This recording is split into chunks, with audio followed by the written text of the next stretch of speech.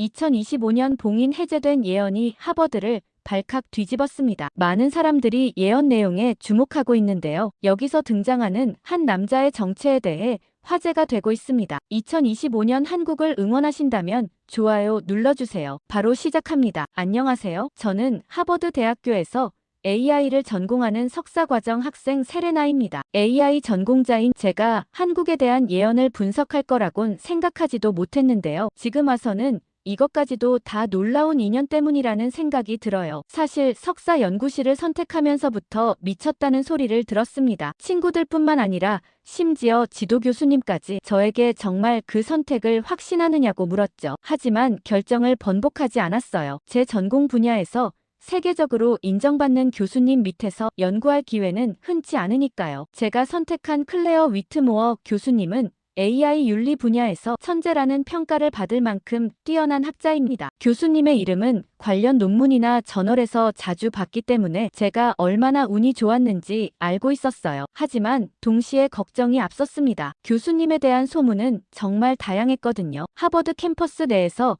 교수님의 별명은 괴짜 천재였어요. 교수님이 한때 아주 평범한 삶을 살았던 것처럼 보였는데 코로나 이후 2년간 자취를 감췄다가 돌아오신 뒤로는 그 전과 완전히 다른 사람이 되셨다는 얘기를 많이 들었습니다. 특히 교수님이 연구실에서 염주를 돌리며 명상하신다거나 혼자만의 시간을 가지실 때 중얼거린다는 얘기가 자주 나왔어요. 이건 단순히 소문이 아니라 연구실 학생들의 증언이었기 때문에 사실일 가능성이 높았죠. 그렇기 때문에 제가 클레어 교수님 연구실에 간다고 했을 때 모두 미쳤다고 했어요. 그러나 괴짜라는 소문과는 별개로 클레어 교수님의 학문적 업적은 그 누구도 부정할 수 없는 것이었습니다. 교수님은 제가 연구하고 싶었던 AI 분야에서 가장 중요한 논문을 쓴 분이었고 그 영향력은 지금도 계속되고 있었어요. 제가 과거에 교수님의 연구를 읽으면서 감탄했던 기억이 떠올랐습니다. 이 분야에 대한 문제를 어떻게 이토록 심도 깊게 분석할 수 있었는지 의문이 들 정도로 대단했어요. 그래서 결국 제가 연구실을 선택하는 기준은 소문보다 실력이 되었습니다. 처음 교수님 연구실에 들어갔을 때는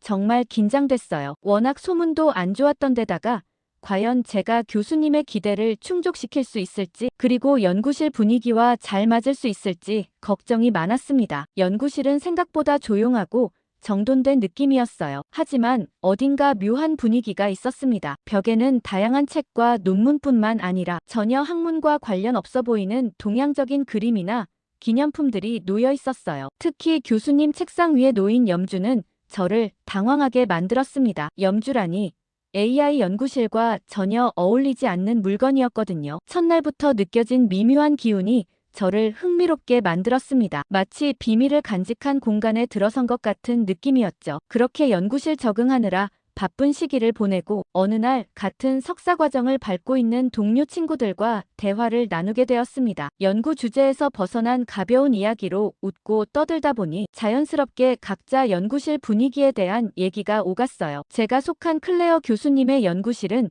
워낙 독특한 분위기로 유명해서 친구들이 저를 보며 너 괜찮냐는 듯한 눈빛을 보내더라고요. 친구는 교수님이 염주를 돌리면서 중얼거린다는 게 진짜냐며 속삭이듯 말했습니다. 저는 웃으며 아직 그런 건 못 봤다며 소문이 아닐까 하고 그냥 넘어갔지만 그 말이 은근히 신경 쓰였어요. 왜냐하면 저도 교수님 책상 위에 놓인 염주를 본 적이 있었거든요. 그러자 미나는 교수님이 이상해진 게 코로나 때 잠시 어디 사라졌다가 사고를 당했다면서 소문을 보태기도 했습니다. 솔직히 저는 연구실에 처음 들어갈 때부터 이런 소문을 많이 들었어요. 그런데도 교수님의 실력이 워낙 뛰어나니까 다들 저를 부러워하면서도 불쌍하다는 듯 위로해 주더라고요. 조금만 참으라고 얘기하며 논문 한 편이라도 같이 쓰면 나중에 엄청난 도움이 될 거라고 말하면서요. 그 말은 맞긴 했습니다. 클레어 교수님 이름이 들어간 논문이라면 학계에서 주목받지 않을 수 없거든요. 그런데 대화는 여기서 끝나지 않았어요. 중국 출신 친구 중 한 명인 타오밍이 갑자기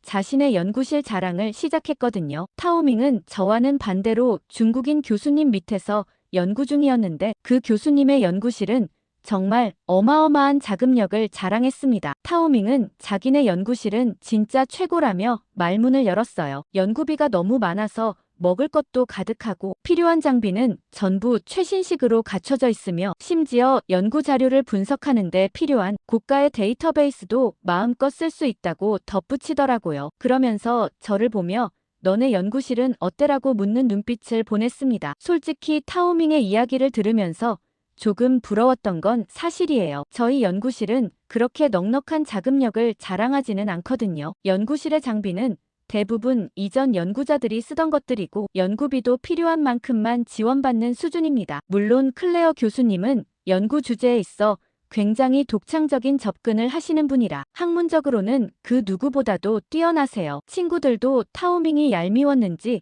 대화 주제를 다른 곳으로 돌리기 시작했고 주제는 다시 클레어 교수님으로 돌아왔어요. 학부 시절 클레어 교수님 수업을 들었던 친구가 왜 그렇게 한국에 집착하시는 걸까라는 질문을 던졌죠. 특히 중국을 엄청 무시하는 태도를 보이셔서 중국 출신 친구들 사이에서는 불만 섞인 목소리가 종종 나왔다는 얘길 많이 들었거든요. 그러자 타오밍은 조금 날카로운 목소리로 왜 클레어 교수님은 한국만 그렇게 띄우는 거냐며 불만을 표현했습니다. 타오밍은 늘 자부심이 강하고 자기 나라에 대한 긍지가 높은 친구였어요. 그는 계속해서 한국은 내수 시장도 작고 미국과 중국 사이에서 어쩔 수 없이 밀려날 나라 아니냐며 한국의 한계를 지적했습니다. 저는 그 말을 듣고 갸우뚱했어요. 평소에는 논쟁을 피하는 편이지만 이건 명백히 잘못된 말이었거든요. 마음속으로는 할 말이 가득 찼습니다. 한국은 단순히 내수시장 크기나 지정학적 위치로 평가할 나라가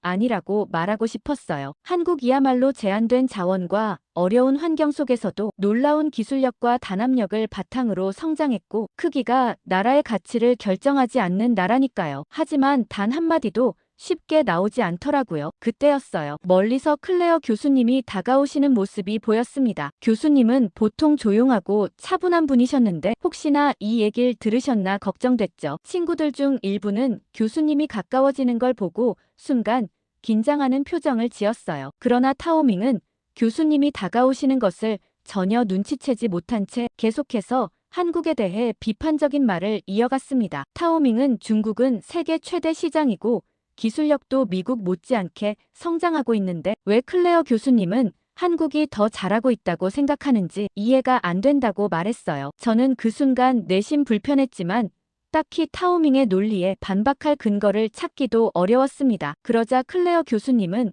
우리 앞에 멈춰서서 무슨 이야기를 하고 있는 거냐고 차분히 물으셨어요. 타오밍은 당황하지도 않고 방금 전하던 이야기를 교수님께도 똑같이 했습니다. 왜 교수님은 한국을 이렇게 높게 평가하시냐며 한국은 시장도 작고 미국이나 중국 같은 강대국 사이에서 오래 버틸 수 없는 나라 아니냐고 말했어요. 교수님은 잠시 침묵하시더니 조용한 목소리로 대답을 시작하셨습니다. 전 세계가 한국의 발전을 주목하고 있는데 하버드 학부생이 그것도 모르는 건 정말 부끄러운 일이라고 말씀하셨습니다. 교수님의 말투는 차분했지만 그 안에는 확신이 느껴졌어요. 교수님은 이어서 중국 경제가 현재 위기 상황에 처해 있다는 사실은 외신에서 많이 보도하고 있다고 지적하셨습니다. 중국 언론이 이런 사실을 숨기고 있지만 이를 무시할 수는 없으며 지금은 다른 나라를 평가하기에 앞서 중국이 직면한 문제들을 깊이 생각해봐야 할 때가 아니냐고 말씀하셨어요. 교수님의 말에 타오밍의 표정이 점점 굳어갔습니다. 저는 평소 타오밍이 워낙 자기 자랑이 심하고 남의 의견을 잘 듣지 않는 스타일이라 조금 얄밉게 느껴졌던 적이 많았어요. 그런데 교수님이 이렇게 날카롭게 그의 논리를 반박하시는 모습을 보니 내 심속이 시원하더라고요. 타오밍은 더 이상 할 말을 잃었고 주변 친구들도 조용히 고개를 끄덕이며 교수님의 말에 공감하는 분위기였습니다. 그 상황은 저에게도 깊은 인상을 남겼어요. 클레어 교수님은 단순히 한국을 좋아하는 게 아니라 한국이 가진 가능성과 저력을 학문적으로 인정하고 계시는 것 같았습니다. 저는 교수님의 말을 들으며 한국이라는 나라에 대해 다시 생각하게 되었고 왜 교수님께서 한국 사례를 연구하라고 강조하셨는지 조금 더 이해할 수 있었어요. 클레어 교수님께서 친구들과의 대화에 끼어든 이후 우리는 함께 연구실로 돌아가고 있었습니다. 그날 교수님이 조목조목 반박하시는 모습을 보고 저는 조금 놀랐어요. 평소 조용하고 과묵한 분이라고 생각했는데 그 속에 이렇게 날카롭고 단호한 면이 있을 줄은 몰랐거든요. 교수님과 함께 연구실로 돌아가는 길에 교수님은 몇 마디 말을 건네셨어요. 틀린 말은 틀렸다고 해야 한다며 그렇지 않으면 진실을 놓치게 된다고 하셨습니다. 교수님의 목소리는 차분했지만 그 안에는 단호함이 느껴졌어요. 저는 그 말에 고개를 끄덕이며 공감했습니다. 누군가의 주장에 쉽게 휩쓸리지 않고 논리와 사실에 기반해 판단하려는 태도는 제가 학문을 하며 배워야 할 중요한 자세라는 생각이 들었어요. 그러면서 교수님은 잠시 침묵하시다가 다시 말씀을 이어가셨습니다. 우리 연구실에서는 온전히 연구에만 몰두할 수 있길 바란다며 오롯이 저의 방식을 찾으면 좋겠다고 하셨어요. 다른 연구실에서는 학생들에게 세세한 지침을 주고 끊임없이 진도를 체크하는 것이 일반적이었지만 클레어 교수님은 그런 방식을 택하지 않으셨습니다. 대신 스스로 방향을 설정하고 자신만의 속도로 나아가도록 도와주셨죠. 그 순간 저는 교수님이 정말 특별한 분이라는 걸 느꼈어요. 단순히 연구실의 자유로운 분위기 때문이 아니라 교수님이 그런 환경을 만들어가는 과정에서 학생들에게 신뢰를 보내신다는 점 때문이었습니다. 누구나 자유를 준다고 말할 수는 있지만 그 자유가 스스로를 책임질 수 있는 신뢰에서 비롯된 것이라면 그 무게는 다르죠. 저는 그런 신뢰를 받는다는 것이 얼마나 감사한 일인지 새삼 깨달았습니다. 그날 이후 저는 교수님이 만들어주신 이 자유로운 환경이 얼마나 소중한지를 다시 한번 느꼈어요. 다른 학생들은 이런 환경을 이상하게 보기도 했지만 저는 교수님의 방식이 정말 특별하고 또 저에게 꼭 필요한 경험이라고 생각했습니다. 연구실 적응을 하며 저는 클레어 교수님의 연구 철학을 더 깊이 느끼게 되었습니다. 그러던 어느 날 저는 교수님의 허락을 받고 연구실 자료를 정리하게 되었어요. 교수님께서 참고하라고 주신 논문을 찾기 위해 연구실 구석구석을 살펴보던 중 우연히 책장 뒤편에 숨겨진 듯한 작은 서랍을 발견했습니다. 그러다 우연히 한국의 역사와 발전에 관한 자료들을 발견하게 되었습니다. 호기심이 생겨 교수님께 여쭤보니 흔쾌히 자료를 살펴봐도 좋다고 하셨어요. 그 중에서도 특히 눈에 띈 것은 교수님이 직접 작성한 노트였습니다. 교수님의 허락을 받고 저는 조심스럽게 노트를 펼쳤어요. 노트에는 한국의 굵직한 역사적 사건들과 그 의미가 꼼꼼하게 정리되어 있었어요. 특히 눈길을 끈 것은 임진왜란에 관한 페이지였어요. 교수님은 엄청 관심이 많으셨는지 마치 그 현장에 있었던 것처럼 상세히 묘사되어 있었습니다. 1592년 일본의 도요토미 히데요시가 이끄는 15만 대군이 부산에 상륙했을 때 조선은 완전히 무방비 상태였다라고 적어두셨어요. 노트에는 당시 조정의 혼란과 백성들의 공포가 생생하게 그려져 있었습니다. 하지만 그 위기 속에서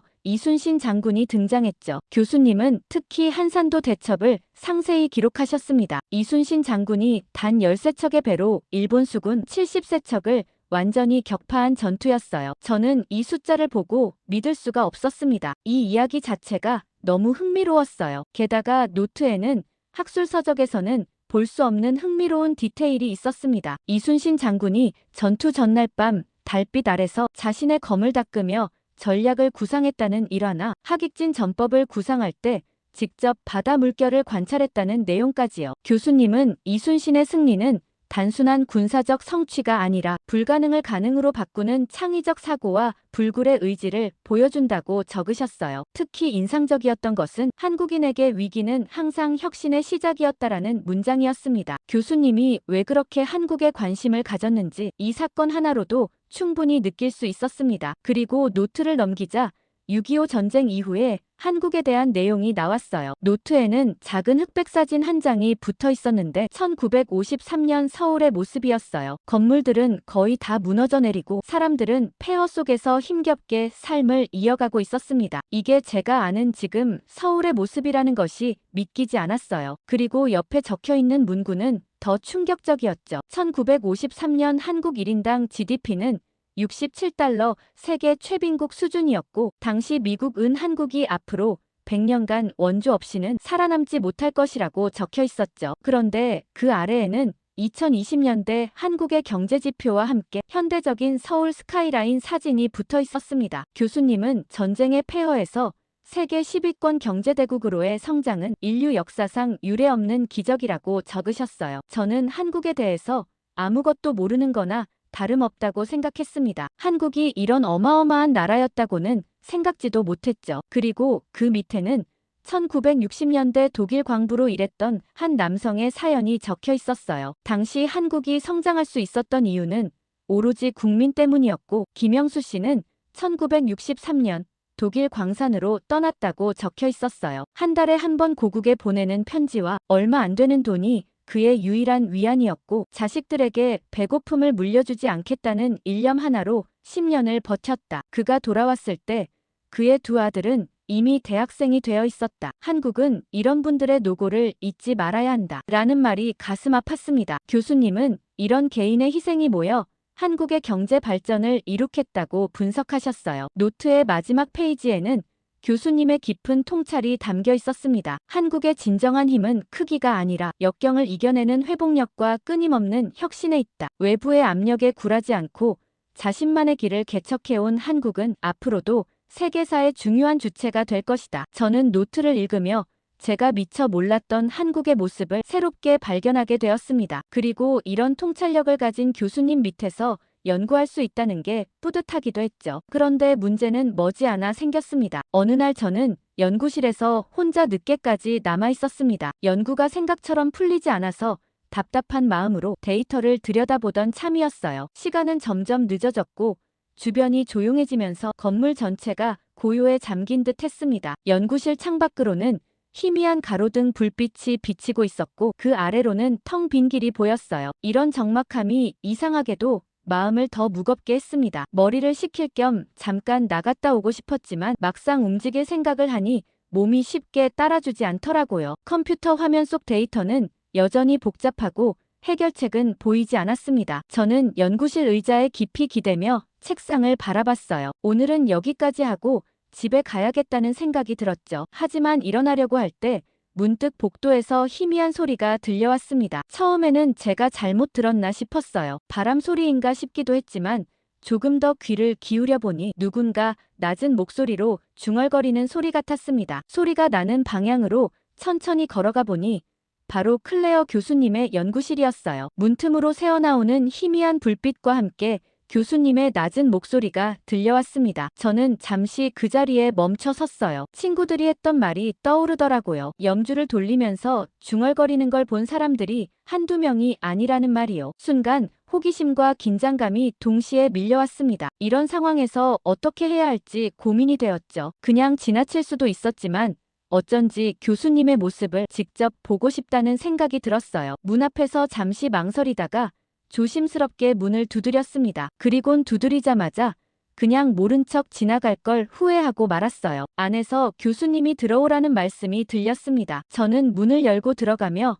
교수님을 바라봤어요. 교수님은 책상에 앉아 염주를 손에 쥔 채 천천히 돌리고 계셨습니다. 염주의 매듭 하나하나를 손가락으로 짚으면서 작은 소리로 무언가를 의조리고 있었어요. 그 모습은 제가 평소에 알던 교수님과는 너무도 다른 분위기를 풍기고 있었습니다. 교수님은 제가 들어오는 것을 보자 염주를 내려놓으셨고 미소를 지으셨어요. 늦게까지 연구하느라 고생이 많다고 말씀하셨습니다. 저는 긴장한 나머지 웃음으로 답하며 자리에 앉았어요. 원래는 모른 척 인사를 하고 그냥 가려고 했는데 교수님의 손에 있던 염주가 자꾸 눈에 들어왔습니다. 그래서 결국 궁금증을 참지 못하고 교수님께 묻고 말았어요. 교수님께서 뭘 하고 계셨는지, 그 염주는 뭔지 사실 너무 궁금했다고 말씀드렸습니다. 제 질문에 교수님은 잠시 염주를 바라보셨어요. 그 눈빛에는 어딘가 아련한 감정이 담겨 있었습니다. 그러더니 천천히 말씀을 꺼내셨어요. 이건 자신이 한국에 갔을 때 가져온 것이라고 하셨습니다. 그곳에서 많은 것을 배웠고 이 염주는 그 시절을 떠올리게 해준다고 말씀하셨어요. 교수님의 말투는 조용했지만 그 속에는 깊은 이야기가 숨겨져 있는 듯 했습니다. 저는 교수님의 설명을 들으며 그 이야기가 더 궁금해졌어요. 교수님은 잠시 생각에 잠긴 듯한 표정을 지으시더니 다시 염주를 손에 올리셨습니다. 그 모습을 보고 있자니 교수님이 왜 그런 소문에 휘말렸는지 조금은 이해가 되었어요. 교수님은 단순히 염주를 가지고 다니는 것이 아니라 그것을 통해 무언가를 느끼고 계신 것 같았거든요. 시간이 지나면서 교수님은 조금씩 자신의 과거에 대해 이야기하기 시작하셨습니다. 저는 조용히 앉아 교수님의 말씀을 경청했습니다. 한순간도 놓치고 싶지 않았어요. 교수님은 자신의 이야기를 시작하며 코로나 팬데믹은 제 인생을 완전히 바꿔놨다고 말씀하셨습니다. 팬데믹 초기에 교수님은 여느 때와 다름없이 학문적 성취와 연구에 몰두하고 계셨대요. 그런데 코로나 예방접종을 받은 후 이상한 변화가 시작됐다고 했습니다. 처음에는 아무렇지 않았는데 시간이 지나면서 한쪽 가슴이 점점 커지는 걸 느꼈다고 말씀하셨어요. 병원에 갔을 때 의사들은 림프암 진단을 내렸고 그때부터 교수님의 삶은 완전히 다른 방향으로 흘러가기 시작했습니다. 암이 발견되고 나서 교수님은 가슴을 절제하는 수술을 받으셨대요. 그런데 문제는 그게 끝이 아니었다는 거였습니다. 림프암이 이미 몸 곳곳에 다발적으로 퍼져 있었다고 해요. 의사들은 더 이상 치료가 어렵다며 시한부 선고를 내렸고 교수님은 그 말을 듣는 순간 머릿속이 하얘졌다고 하셨습니다. 그 이후 교수님은 모든 걸 내려놓기로 결심하셨대요. 연구실이나 강의 그리고 논문 심지어는 자신의 경력까지요. 교수님은 더 이상 자신의 업적이나 미래를 생각할 필요가 없다고 느꼈다고 하셨습니다. 그래서 혼자 세계를 여행하기 시작하셨대요. 처음에는 단순히 삶의 마지막을 정리하고 싶어서 떠난 여행이었지만 그 여행이 교수님의 삶을 새로운 방향으로 이끌었다고 하셨어요. 여행 도중 교수님은 한국의 한 사찰에 머물게 되었다고 했습니다. 원래는 며칠만 머물 계획이었는데 그곳에서의 생활이 너무 편안해서 결국 몇 달 동안 그곳에서 지내셨다고 해요. 교수님은 자리에서 일어나 연구실 구석에 있는 작은 서랍장을 열어 낡은 앨범을 꺼내셨습니다. 앨범 속에는 사찰 복장을 한 교수님의 사진이 있었어요. 사진 속 교수님은 지금과는 많이 달랐습니다. 훨씬 말랐고 얼굴은 창백했지만 그 눈빛만은 특별한 빛을 담고 있었어요. 교수님은 앨범을 저에게 건네며 사찰에서의 생활이 자신에게 큰 변화를 가져다 주었다고 말씀하셨습니다. 사찰에서는 모든 것이 단순했대요. 복잡한 일상이나 욕심에서 벗어나 오로지 현재에 집중할 수 있는 시간이었죠. 특히 교수님이 강조하신 것은 사찰 음식과 매일 하는 108배 수행이었습니다. 사찰 음식은 매우 소박했지만 그 안에 담긴 정성과 자연스러움이 교수님의 마음을 치유했다고 했어요. 주로 자연식 위주의 식단이었는데 최소한의 조미료와 자연 그대로의 식재료가 체내 염증을 줄이고 몸을 치유하는 효과가 있었다고 합니다. 또한 매일 아침 108배 수행을 통해 자신의 과거와 욕망 그리고 집착을 내려놓고 마음을 비워냈다고 해요. 처음에는 몸이 너무 아파서 몇 번 하지 못했지만 점점 늘려가며 결국 108배를 모두 할 수 있게 되었다고 말씀하셨습니다. 이 두 가지가 놀랍도록 빠른 회복의 열쇠였다고 교수님은 확신하셨어요. 교수님은 매일 명상을 하며 마음을 다스리는 법을 배우셨대요. 처음에는 명상이 익숙하지 않아서 힘들었지만 점점 마음이 차분해지는 걸 느끼셨다고 했습니다. 명상과 사찰에서의 생활은 교수님에게 단순히 몸과 마음의 휴식을 주는 것을 넘어 삶의 새로운 목적과 방향을 찾는 계기가 되었다고 하셨어요. 놀랍게도 사찰에서의 생활을 시작한 지 몇 달 후 교수님의 몸 상태는 점점 나아졌다고 하셨습니다. 처음에는 단순히 마음이 편해진 덕분에 기분이 좋아진 거라고 생각했는데 병원에 갔을 때 의사들도 놀랄 만큼 병이 호전되었다고 했어요. 결국 교수님은 완치 판정을 받으셨고 이는 그 당시 교수님에게 기적처럼 느껴졌다고 말씀하셨습니다. 이 경험은 교수님의 삶을 완전히 바꿔놓았어요. 교수님은 이제 더 이상 과거의 업적이나 경력을 자랑하려고 하지 않으셨습니다. 대신 자신이 느꼈던 평화와 깨달음을 학생들과 나누고 싶어 하셨죠. 그래서 연구실에서 학생들에게도 자유롭게 연구하고 스스로 방향을 찾아가게 하려는 방식을 택하신 거였어요. 이제 저는 왜 교수님이 그토록 다른 방식으로 연구실을 운영하시는지 이해할 수 있었습니다. 교수님이 경험한 변화와 깨달음은 단순한 연구 방법론을 넘어 삶 전체를 바라보는 새로운 시각을 가져다 주셨던 거예요. 교수님은 마지막으로 그 경험이 없었다면 자신은 아마 지금처럼 살지 못했을 거라고 말씀하셨습니다. 저는 그 말이 너무도 진심으로 느껴졌어요. 그리고 클레어 교수님과의 대화는 점점 더 깊어졌습니다. 교수님의 한국 사찰에서의 경험은 단순히 명상과 사찰 음식으로 몸과 마음을 치유한 것에 그치지 않았어요. 그곳에서 교수님은 자신을 완전히 변화시키는 계기를 만났다고 하셨습니다. 바로 효봉 스님이라는 분의 말씀과 역상록이라는 책을 통해서라고 하셨죠. 처음에 교수님은 효봉 스님이라는 이름을 언급하시면서 사찰에서 접했던 깊은 철학과 지혜가 자신의 삶을 바꿨다고 말씀하셨어요. 사찰에서 머물던 어느 날 명상을 하다가 우연히 사찰의 한 구석에 자리 잡은 작은 방에 들어가게 되었다고 합니다. 그 방은 사찰에서 가장 오래된 곳 중 하나였고 그 안에는 효봉 스님의 말씀과 기록이 담긴 역상록이라는 책이 있었다고 하셨어요. 고서에 관심이 많았던 교수님은 당장 번역기를 활용해 그 책을 읽어야겠다고 생각하셨대요. 처음에는 단순히 오래된 책에 대한 흥미였다고 합니다. 그러나 점점 더 읽어나갈수록 그 책에 담긴 내용이 단순한 불교 가르침이 아니라 미래에 대한 놀라운 통찰과 예언이 담겨 있다는 것을 깨달았다고 하셨어요. 교수님은 책상 서랍에서 오래된 노트를 꺼내 펼치셨습니다. 그 안에는 역상록에서 발췌한 구절들이 교수님의 필체로 정성스럽게 적혀 있었어요. 교수님은 특히 2025년, 즉 지금 현재의 해에 대한 예언에 깊은 인상을 받았다고 하셨습니다. 효봉 스님은 2025년을 한반도 중심의 대변혁이 일어나는 해로 예언했다고 해요. 특히 이 시기에 한국에서 광명의 인도자가 등장해 사회와 의식을 이끌게 될 것이라고 했답니다. 교수님은 이 부분을 읽으시면서 단순한 예언이 아니라 깊은 통찰력이 담긴 메시지라고 느꼈다고 해요. 또한 스님은 이 시기에 일본이 대지진과 같은 큰 재난을 겪게 되고 그 과정에서 과거의 잘못을 사과하며 한국과의 관계가 개선될 것이라고도 예언했다고 합니다. 중국은 내부 분열과 경제적 어려움을 겪게 될 것이라는 예언도 있었다고 하셨어요. 그리고 점점 이 내용들이 현실화되고 있다는 것을 느끼셨다고 했죠. 교수님은 특히 한국이 세계 평화와 정신적 르네상스의 중심축이 된다는 예언 부분을 여러 번 강조하셨습니다. 효봉 스님은 한국이 단순히 경제적, 기술적으로 발전하는 것을 넘어서 세계의 정신적 지도자 역할을 하게 될 것이라고 예언했다고 해요. 저는 솔직히 이런 예언을 어떻게 받아들여야 할지 망설여졌습니다. 한편으로는 호기심이 생겼지만 다른 한편으로는 과학을 연구하는 사람으로서 이런 초자연적인 예언을 그대로 믿기는 어려웠거든요. 제 표정을 읽으신 듯 교수님은 미소를 지으시며 처음 이 책을 봤을 때 자신도 의심했다고 말씀하셨어요. 하지만 교수님은 스님의 예언이 단순한 미래 예측이 아니라 한국이라는 나라의 잠재력과 가능성에 대한 깊은 통찰에서 비롯된 것이라고 생각하신다고 했습니다. 그리고 가장 놀라운 것은 효봉 스님이 이런 예언을 한 시기가 한국이 지금처럼 세계적인 영향력을 갖기 훨씬 이전이었다는 점이라고 해요. 교수님은 계속해서 효봉 스님의 다른 예언들도 들려주셨습니다. 스님은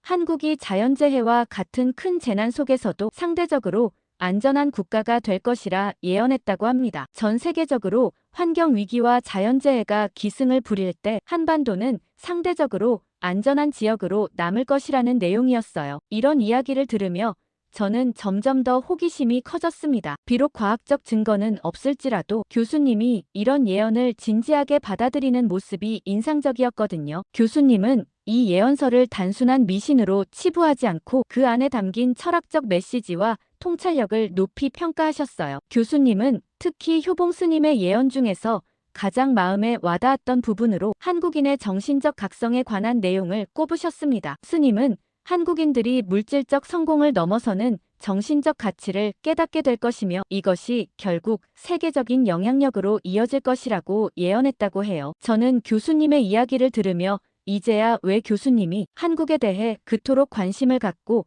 학생들에게도 한국의 사례를 자주 언급하셨는지 이해할 수 있었습니다. 교수님에게 한국은 단순한 연구 대상이 아니라 미래의 가능성을 품은 특별한 나라였던 거예요. 대화가 깊어질수록 저는 교수님이 단순히 학문적 성취만을 추구하는 분이 아니라 깊은 영적 통찰력을 가진 분이라는 것을 깨달았습니다. 그리고 그런 교수님의 모습이 처음에는 괴짜로 보였을지 몰라도 지금 제게는 진정한 지혜를 가진 분으로 느껴졌어요. 그날 밤 연구실을 나오면서 저는 이전과는 다른 마음가짐을 갖게 되었습니다. 교수님의 이야기가 사실이든 아니든 그 속에 담긴 메시지는 분명 의미가 있었어요. 단순히 학문적 성취나 세속적 성공만을 좇는 것이 아니라 더 깊은 의미와 가치를 찾는 삶의 태도가 중요하다는 것을 느꼈습니다. 다음 날 아침 저는 평소보다 일찍 연구실에 도착했어요. 어젯밤 교수님과의 대화가 계속 머릿속을 맴돌았거든요. 책상에 앉아 컴퓨터를 켜면서도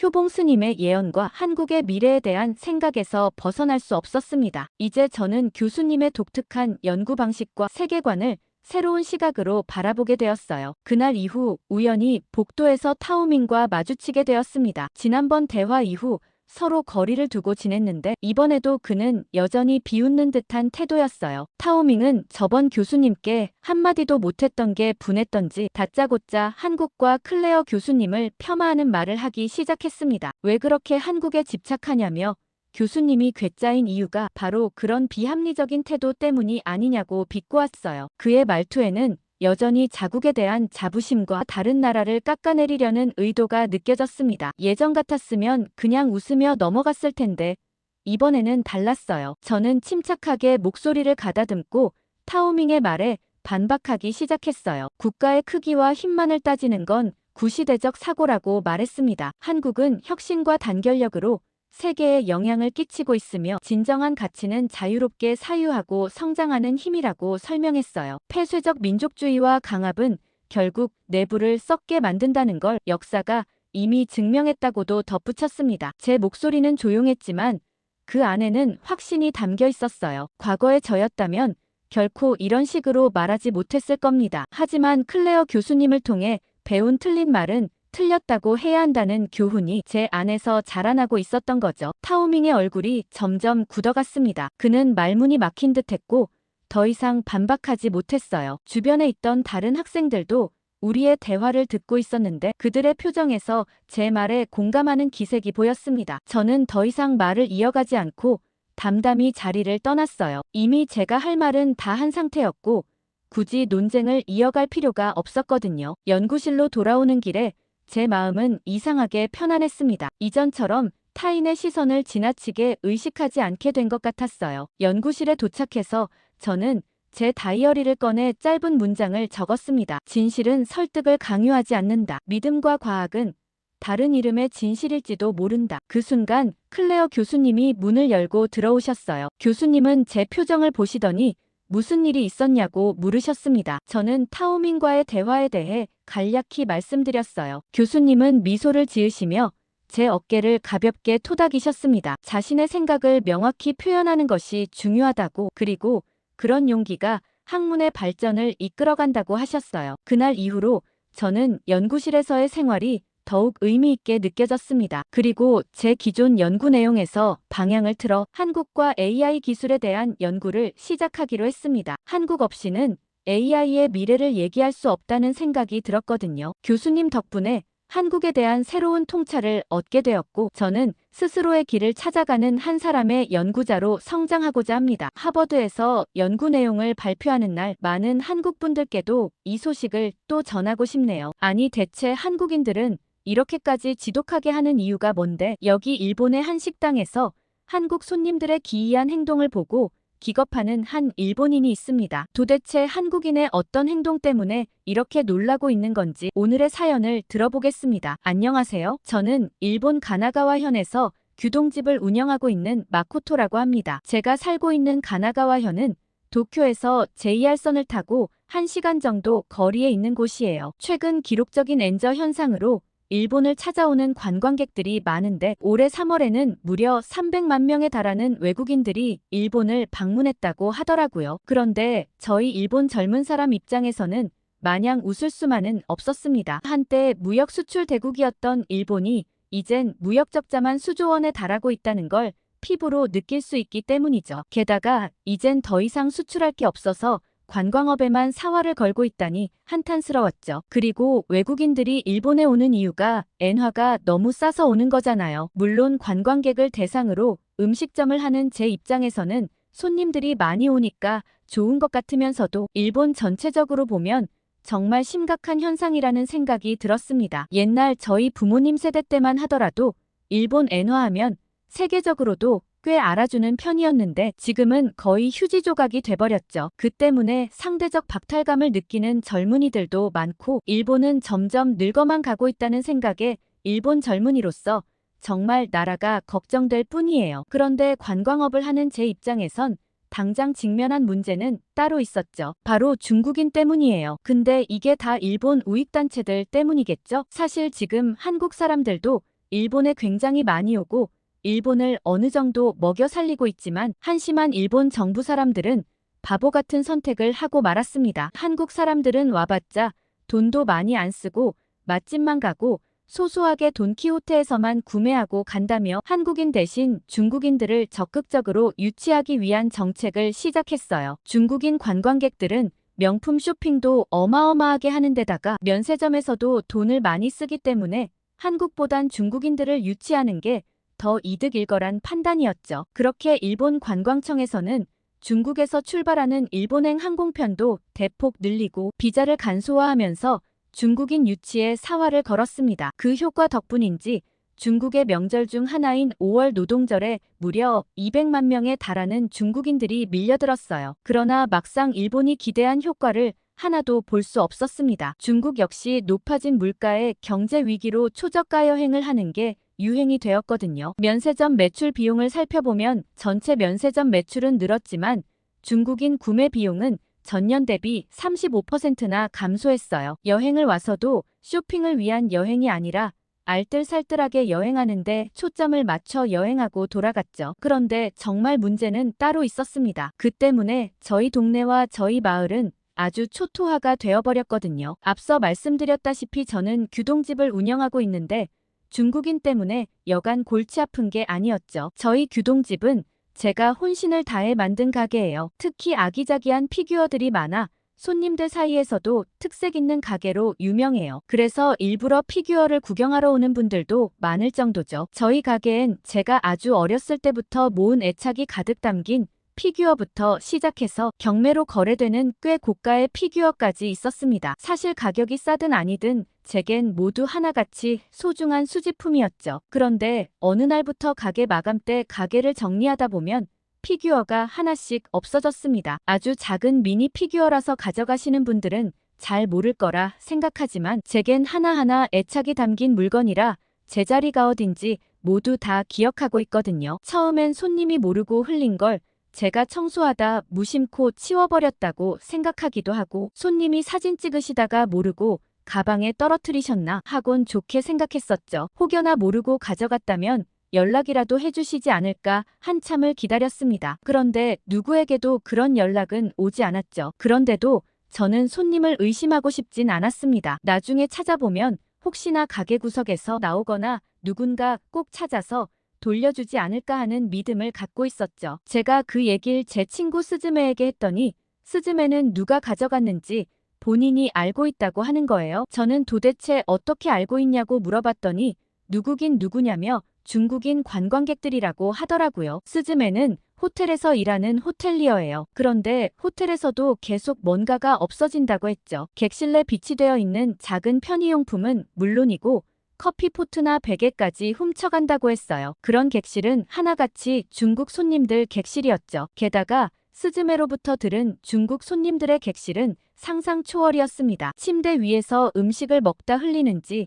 하얀 침대 이곳저곳에 음식 얼룩이 묻어있는 건 기본인데다가 쓰레기가 여기저기 나뒹굴고 있다고 했어요. 호텔 청소하시는 분들이 제일 싫어하는 방이었죠. 보통 호텔에서는 원칙적으로 쓰레기통에 담겨있는 쓰레기를 제외하고는 절대 건드리지 않아요. 콘솔 위에 종이가 작은 휴지 조각으로 보이더라도 그게 손님들이 예약해놓은 어떤 티켓일 수도 있고 중요한 내용이 적힌 쪽지일 수 있기 때문에 무조건 휴지통에 담긴 쓰레기만 정리하죠. 그런데 중국인 손님들의 방은 발 디딜 틈 없이 쓰레기로 가득해서 청소하기 매우 난처하다고 했어요. 그렇다고 청소를 제대로 안 해놓으면 바로 프론트로 전화를 걸어서 방이 더러우니 룸 업그레이드를 해서 다른 방으로 보내달라고 막무가내로 우긴다고 했죠. 안 그래도 요새 중국인 관광객이 늘어서 호텔이 그야말로 아비규환이라고 했습니다. 직원들이 힘들어서 너도 나도 휴가를 쓰고 들어가거나 심지어 퇴사를 하는 동료들도 하나둘 생기기 시작했다고 했습니다. 저는 스즈메의 말을 듣고 나서도 정말 중국 손님이 우리 가게의 피규어를 가져간 걸까 생각해봤죠. 그런데 애초에 저희 가게에는 중국인 손님들이 그렇게 많지 않을 뿐더러 매우 잠깐 지나치는 곳인데 우리 가게에 오는 손님들만큼은 절대 그럴 리 없다고 믿고 싶었습니다. 그러던 어느 날 굉장히 고가의 피규어가 사라지고 말았습니다. 고가의 피규어이기도 하지만 애초에 구하기가 정말 힘든 한정판 피규어였어요. 피규어가 사라지자마자 드는 생각은 CCTV라도 진작에 그냥 달아둘 걸 하는 마음이었습니다. 하늘이 무너지는 것 같은 기분이 들었죠. 제가 멍하니 계산도 못하고 정신을 빼놓고 있자 한국인 손님이 저를 두어 번 불렀습니다. 저는 다급히 죄송하다고 얘기하고는 계산하실 거죠? 라고 물었습니다. 이어진 한국인 손님의 대답에 저는 당황스러움을 숨길 수 없었어요. 손님은 이미 돈을 지불했고 제가 거스름돈을 줘야 하는 타이밍이었던 거죠. 저는 정말 죄송하다고 제가 아끼는 피규어가 사라져서 제정신이 아니라며 사과 인사를 덧붙였습니다. 그러자 손님은 저기 가운데 있던 큰 거 말인가요? 라고 물었죠. 안 그래도 그 손님이 들어올 땐 눈에 잘 띄는 곳에 위치해서 인상적이었는데 밥을 다 먹고 보니 없어서 의아했다고 하셨습니다. 손님은 자리에서 브이로그 촬영을 위해 영상을 찍었는데 혹시 뒤편에 나오는지 한번 보실래요? 라고 해주셨죠. 저는 혹시나 지푸라기라도 잡는 심정으로 손님의 카메라 속 영상을 돌려보았습니다. 영상 시작 부분엔 식당에 앉아 이런저런 수다를 떠는 모습이 보였죠. 다행히 화면 안에는 제가 잃어버린 피규어까지 찍혀 있었습니다. 저희 둘은 잔뜩 긴장한 채로 영상을 보고 있었죠. 그러자 갑자기 한 남자가 나타나 피규어를 획하고 채갔고 남자가 앞서서 가게에서 나온 다음에 여성이 따라 나갔어요. 이 사람들은 의도적으로 시간차를 두고 나가는 것 같았고 애초에 저희 가게에 온 목적이 음식이 아니라 피규어였던 것 같았습니다. 피규어를 낚아채는 빠른 손놀림에 놀랄 수밖에 없었죠. 짧게 찍힌 영상이었지만 중국인인 게 분명했고 경찰에 신고하고 얼마 되지 않아 그 사람을 찾을 수 있었습니다. 심지어 그 사람이 오늘 올린 SNS 게시글에는 저희 규동집이 맛있다고 일본에 오면 꼭 와보라는 글도 있었습니다. 그리고 그 사람이 훔쳐간 피규어와 함께 찍은 사진도 있었습니다. 그 사진 밑에는 기막히게도 피규어를 정말 어렵게 구했다는 내용이 적혀 있었죠. 마치 꼭 자신의 것인 것처럼 말이에요. 제게 영상을 제공해주신 한국분 덕분에 쉽게 그 중국인을 찾을 수 있었습니다. 사실 계산만 하고 그냥 갔을 수도 있는데 제 망연자실한 표정을 보고 관심을 가져주신 덕분이었죠. 처음에 그들은 제가 직접 선물 준 거라며 발뺌을 하더라고요. 그러자 한국분의 카메라에 찍힌 물건을 훔쳐가는 모습을 보여주고서야 모르고 챙겨갈 수도 있지 하며 피규어를 획하고 저에게 돌려주었습니다. 저는 피규어를 찾을 수 있게 도와주신 분께 정말 감사하다고 인사드리고는 소정의 사례금도 드리려고 했어요. 그러자 그분은 한사코 거절하시며 당연한 일을 한 거고 의도적으로 그 장면을 찍으려고 촬영한 것도 아니었기 때문에 받을 수 없다고 한사코 사양하셨습니다. 아무튼 저는 그 일이 있고 난 후 가게 내부 곳곳에 CCTV를 설치하고 CCTV로 녹화되고 있다는 경고문을 가게 출입문에 적어두었습니다. 그런데 귀신같이 CCTV를 설치하고 난 다음에는 더 이상 그런 일이 생기지 않았죠. 그래도 다행히 CCTV라고 하면 어느 정도 효과가 있는가 보다 생각했습니다. 그런데 가게에는 또 다른 문제가 생겼습니다. 저희 가게는 원래 동네 분들 대상으로 장사를 하다가 하나둘 입소문을 타기 시작해 지금은 동네 분들과 관광객의 비율이 반반 정도 되는 편이에요. 그런데 동네 분들이야 워낙 오래 뵀던 분들이기도 하고 저와 개인적인 친분이 많은 분들이기 때문에 메뉴 하나 시켜서 드셔도 그러려니 했어요. 식사 시간이 안 맞는 젊은 신혼부부부터 각자 시간을 보내시고 저녁을 먹으러 온 노부부까지 다양했기 때문이에요. 그리고 워낙 자주 오는 단골분들이시기도 하죠. 그런데 그런 손님들을 쉽게 볼 수 있어서 그런지 관광하러 오신 중국분들도 메뉴를 하나만 시키겠다고 우기셨고 저는 정말 난처했습니다. 저도 처음엔 이해하고 넘어가려고 했는데 점점 도가 지나치더니 이젠 가게에 함께 들어온 손님이 4명이 넘는데도 메뉴를 하나만 시키겠다고 우기는 사람들이 늘기 시작했고 저는 더 이상 견디지 못해 1인 1메뉴를 필수로 주문해달라고 하게 되었죠. 아무튼 저는 이런 골치 아픈 일들로 하루하루 지쳐갔습니다. 그러던 어느 퇴근길이었어요. 말씀드렸다시피 저희 가나가와현은 슬램덩크 촬영지로 유명하거든요. 그런데 그 유명한 기찻길 옆이 온통 중국인들로 가득 찼어요. 그곳은 유명한 관광지이기도 하지만 현지 사람들이 사는 삶의 터전이기도 해요. 그런데 중국인 관광객들은 바글바글 몰려다니며 동네가 떠나가라 고성을 지르는 것은 물론이거니와 인증사진을 찍기 위해 도로 한복판을 막아서기도 했어요. 그리고 정말 위험하게 기찻길 위에서 동영상을 찍어볼 거라고 출입을 막아놓은 장소도 마구 비집고 들어갔죠. 가게에서는 피규어를 훔쳐가지 못하게 항상 신경을 쓰고 있어야 하는데다가 메뉴 한 개만 시키겠다는 중국 고객과 실랑이를 벌였죠. 그리고 집에 가는 길엔 온 동네를 휘젓고 다니는 중국인들 때문에 점점 지쳐갔습니다. 제가 어렸을 때부터 살아왔던 우리 동네였지만 다른 곳으로 떠나고 싶다는 생각이 굴뚝 같았어요. 당분간 이렇게 계속 중국인 손님들이 온다면 가게를 열어 장사를 하면서 버는 돈보다 스트레스를 풀기 위해 쓰는 돈이 더 많이 나올 것 같았죠. 그렇게 하루하루 마지못해 가게와 집을 왔다 갔다 하던 어느 날 오랜만에 제 고등학교 친구 미키에게 전화가 왔어요. 미키와는 가끔 연락하는 사이지만 언제 연락해도 편하게 속 얘기를 다 할 수 있는 몇 안 되는 진짜 친구였어요. 미키는 얼마 전 결혼을 했고 행복한 얘기만 가득 늘어놓는 통에 제 생활의 불만을 도저히 얘기하기가 쉽지 않았죠. 그런데 오랜 친구라 그런지 미키는 제 목소리만 듣고도 무슨 일 있냐고 단박에 물어봤습니다. 저는 어쩔 수 없이 요즘의 생활에 대해 얘기했어요. 요샌 일하는 재미도 없고 좀 쉬고 싶다고 말이죠. 그러자 미키는 바로 제 귀가 솔깃할 만한 제안을 했어요. 자기가 있는 곳으로 와서 며칠 쉬다 가라는 거였죠. 미키가 살고 있는 곳은 한국 제주도였거든요. 미키는 사진사인 남편과 여행지에서 만나 결혼했고 제주도에서 웨딩 촬영을 하는 일을 하며 살고 있어요. 사실 미키가 운영하는 SNS에 올라온 제주도를 보고 정말 멋진 곳이라는 생각을 하긴 했거든요. 제가 제주도에 가다니 가슴이 설레었어요. 그렇게 저희 가게는 잠정 휴가를 가지기로 결정했고 저는 그 길로 바로 제주로 떠났습니다. 제주 공항에 내리자마자 야자수로 보이는 큰 나무를 보며 제가 정말 다른 나라에 온 거구나 실감이 나기 시작했어요. 공항엔 미키가 마중 나와줬죠. 남편은 촬영 가서 나중에 밤에나 돌아온다고 했어요. 저는 미키의 차에 캐리어를 싣고 미키의 집으로 향했습니다. 아니 그런데 정말 감탄할 수밖에 없었어요. 어쩌면 집에 가는 길이 이렇게 아름다울 수 있나요? 탁 트인 제주 바닷가 풍경에 속이 뻥 뚫렸습니다. 처음엔 가게를 쉰다는 생각에 좀 걱정됐어요. 그간 몇 년을 일하면서 3일 이상 쉬어본 적이 없는 가게였거든요. 그런데 막상 휴가를 걸어놓고 오니 제게도 이런 쉬는 시간이 필요했다는 생각이 들었습니다. 정말 잘 왔다는 생각을 했죠. 제주도라고 해서 거기도 혹시 중국인이 많으면 어쩌나 걱정스러웠지만 미키는 자기 집 근처는 관광객들이 많은 곳이 아니라 절대 걱정하지 않아도 된다고 했어요. 주로 현지인들이 대부분이라 한국 사람들 뿐이고 작은 마을이라 그렇게 시끄럽지도 않다고 하더라고요. 사실 저는 절대로 자고 갈 생각이 없었어요.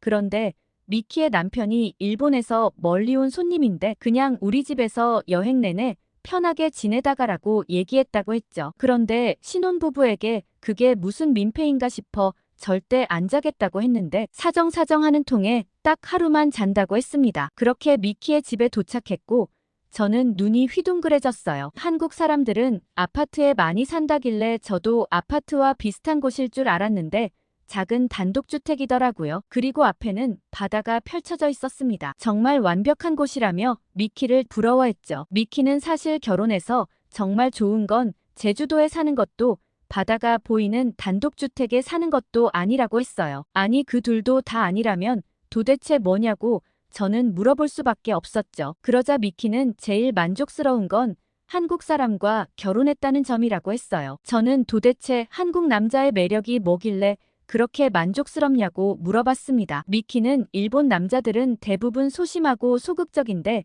한국 남자들은 박력이 넘친다고 했어요. 그리고 정말 적극적이고 화끈하다고 했죠. 저는 미키의 말을 듣자마자 바로 혹시 아까 오면서 본 것도 그런 거냐고 물어봤습니다. 미키는 고개를 끄덕였죠. 사실 일본 사람들은 길에서 팔짱을 낀다거나 어깨동무를 하고 손잡고 다니는 남녀 커플을 보기 드문 편이에요. 애정 표현에 소극적이기도 하고 타인을 과하게 의식하기 때문에 그런 걸 굉장히 부끄러워하기 때문이죠. 그러나 한국에선 정말 익숙한 행동처럼 보였습니다. 커플 간 스킨십이 정말 자연스러웠죠. 일본 여성들이 한국 드라마의 남자 주인공에게 빠지는 것도 바로 이런 점 때문이라는 생각이 들어요. 저는 미키에게 그럼 언제 결정적으로 반했냐고 물어봤죠. 그러자 미키는 짐을 들어주는 모습에 홀라당 넘어갔다고 했어요. 미키의 짐이든 가방이든 들어달라는 건 다 들어주는 게 정말 좋았다고 했죠. 심지어 한국 남자들은 부탁하지 않아도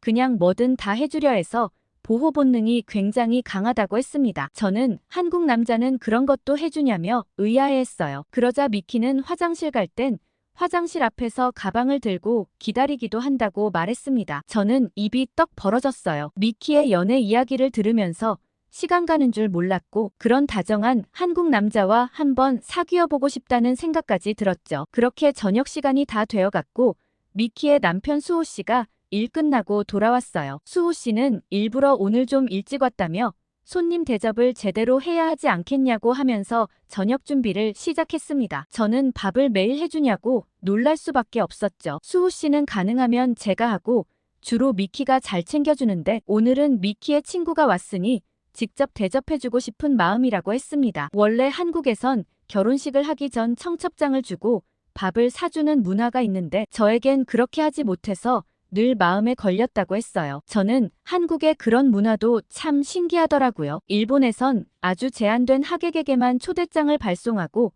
그 초대장에도 꼭 답을 해야 하거든요. 극소수의 지인들만 참여하는 반면 한국은 어린 시절 동창부터 직장 동료까지 모두 참석해 잔치처럼 즐기는 문화가 일본이랑 큰 차이라고 느꼈어요. 그런데 수호 씨는 평소에도 요리를 많이 하는지 뚝딱뚝딱 금세 음식을 만들었습니다. 수호 씨가 만들어준 음식은 고기 국수와 수육이었어요. 그러면서 식당 하시는 분께 요리를 대접하는 거라 참 긴장되지만 그냥 정성으로 예쁘게 봐달라고 하셨죠. 어쩜 말씀도 참 예쁘게 하시는구나 싶은 생각이 들었습니다. 그런데 저는 한 입 먹어보고서는 깜짝 놀랐어요. 따뜻한 고기국수가 맛있었고 수육도 정말 담백했거든요. 거기에 곁들여 먹는 이름 모를 빨간 음식이 너무 구수하니 맛있더라고요. 도대체 이게 뭐냐고 물었더니 갈치속젓이라고 얘기했습니다. 쌈에 수육 한 점과 갈치속젓을 조금 넣어 먹으니 정말 기가 막히더라고요. 비릿하면서 고소한데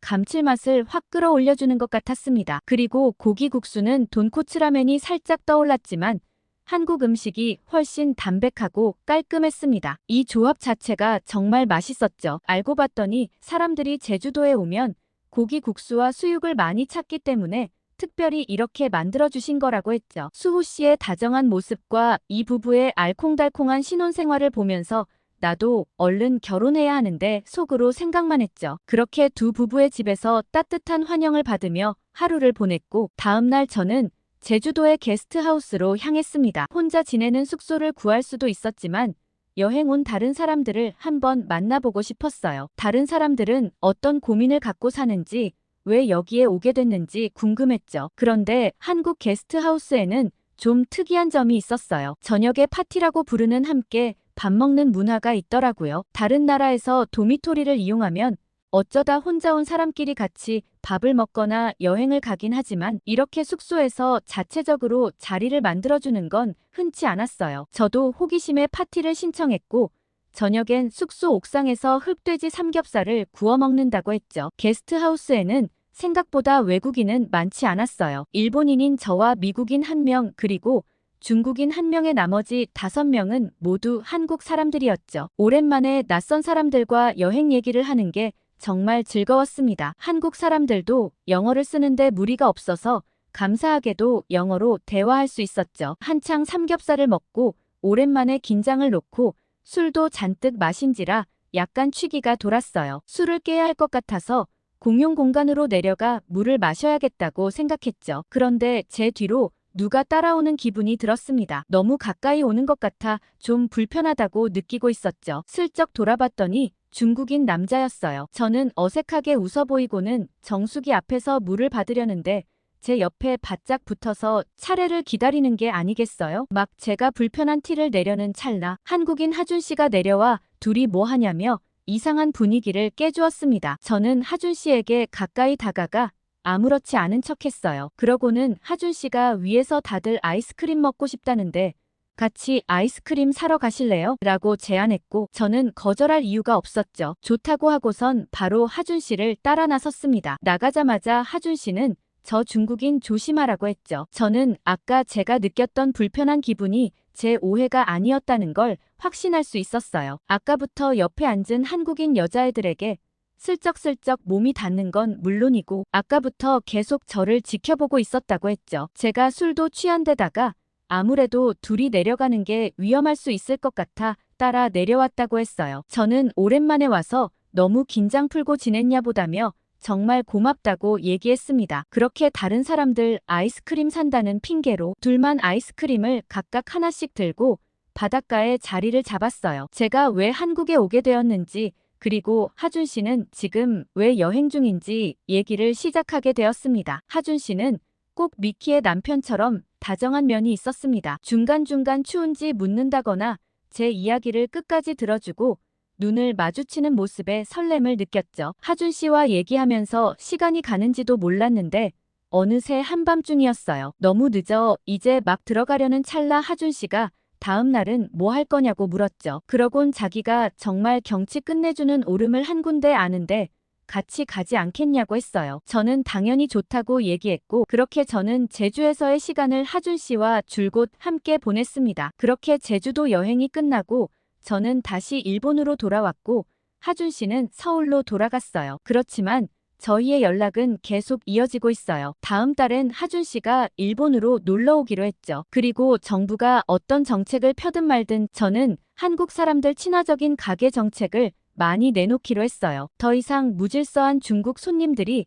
저희 가게에 박을 대는 걸 볼 수 없었죠. 한국 손님들은 SNS에 가게를 올려주면 음료수 서비스를 주기도 하고 해피아워를 만들어 특정 시간에 방문하는 한국분들에겐 서비스 음식을 추가로 주기로 했죠. 하준 씨의 도움을 받아 SNS에 홍보도 굉장히 많이 했어요. 그 덕분인지 저희 가게에는 한국분들이 훨씬 많이 방문하고 계시죠. 그런데 다들 식당 주인처럼 테이블도 닦고 음식도 치우고 저보다 더 깨끗하게 쓰고 계시는 거 있죠? 덕분에 저는 정말 편하게 일하고 있답니다. 앞으로도 저희 규동집에 오시는 한국분들에겐 더욱더 친절하게 대하려고요. 오늘 마코토 씨의 사연 어떻게 들으셨나요? 저는 한국 손님들이 정말 식당 주인인 양 가게를 깔끔하게 사용한다는 말에 웃음을 참지 못했어요. 아마 이 사연을 들으시는 분들도 다들 이렇게 하고 계시겠죠? 어디서든 뒷자리를 깔끔하게 정리하는 멋진 한국인들이란 생각이 들었습니다. 오늘 사연이 재밌으셨다면 좋아요와 댓글 많이 남겨주시고 다음에 더 재밌는 사연으로 돌아오겠습니다. 이상 감동필름이었습니다.